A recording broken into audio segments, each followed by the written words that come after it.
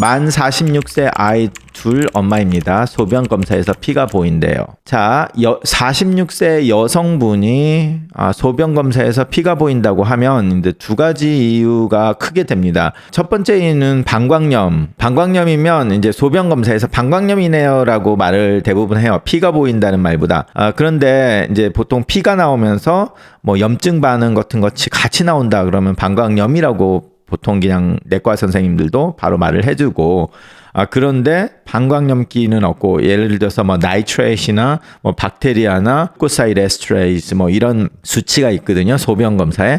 그런 것들이 음성인데 피만 나오는 경우, 그러면은 방광염이 굉장히 시작하기 바로 직전이거나 아니면 방광염이 끝나가는 무렵에 피만 나오는 경우를 가끔 보게 됩니다. 이제 그런 경우가 적지 않게 있어요.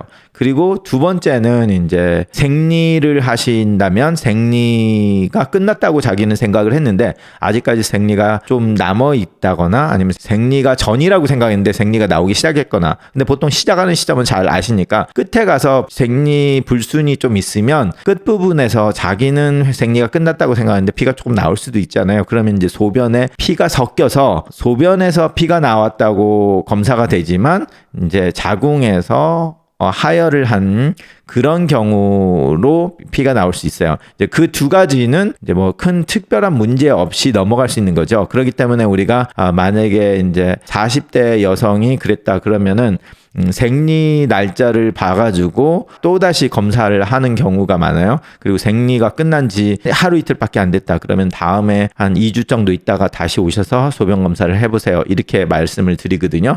그래서 이제 최소한 2번의 반복 검사를 해야 됩니다. 그래서 이제 소변에 피가 나오는 건지 아니면은 자궁에서 나온 피가 컨태미네이션이 된 건지 밝혀야 되고요. 그리고 뭐 2, 3주 있다가 아니면 그 다음 달이나 해서 소변을 다시 검사한다면 이제 방광염 때문에 소변에 피가 섞여서 나온 거라면 당연히 한 달 후에는 정상으로 나오겠죠. 그렇기 때문에 2번을 하게 돼요.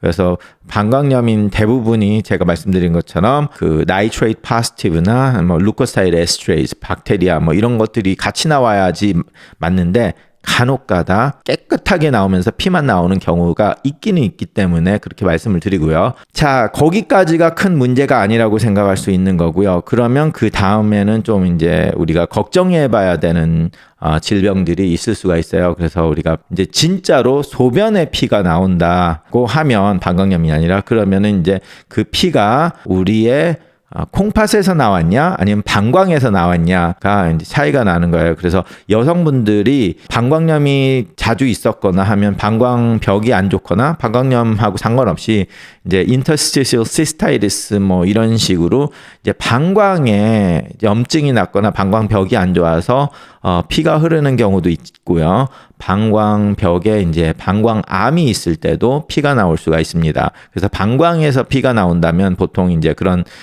방광의 염증이나 방광암, 그리고 콩팥에서 피가 나온다면 신장에 돌이 있을 수도 있고요. 사구체 신염이 될 수도 있고요. 아니면 신장에 암이 있어서 그 암이 자라면서 피가 나올 수도 있고, 아니면 신장에 물혹이 여러 개가 있는데 그 중에 하나가 터져서 피가 나올 때도 있고요. 그래서 여러 가지이기 때문에 암이 있냐 돌이 있냐 아니면은 그 물혹 같은 게 터진 거냐는 세계는 초음파를 해보면 신장을 봐서 그쪽에 뭐 암덩어리가 보이는지 바로 간단하게 할 수 있기 때문에 초음파를 해야 되고요. 그리고 방광 같은 경우는 초음파로도 보일 때도 있고 초음파로 안 보이는 경우도 있어요. 그렇기 때문에 이제 다른 방광에서 온 거라고 의심이 될 때는 방광경, 비뇨기과에서 방광경을 해야 되는 경우도 있습니다. 그렇게 해서 하면 이제 보통 방광에서 문제가 없고 신장에서 피가 나온다고 생각이 됐을 경우에 초음파를 해서 뭐 초음파에 돌도 없고 뭐 물혹이 하나 정도는 있을 수 있지만 뭐 이렇게 암처럼 보이는 혹도 없고 그런다면 이제 우리가 사구체 신염 쪽으로 생각을 해봐야 돼요. 그러면 사구체 신염 중에서 가장 흔한 게 이제 한국 사람들에서는 IgA 신증이거든요.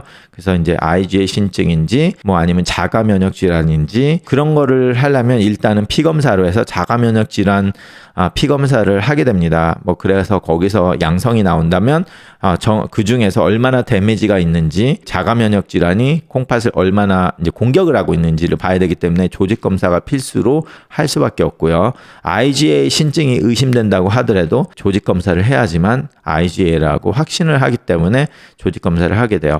순서가 제가 말씀드린 그런 순서로 해서 조직 검사는 가장 마지막에 하게 되는 검사죠. 다른 것들이 아닌 그러니까 다른 문제가 없을 때 조직 검사를 하게 됩니다.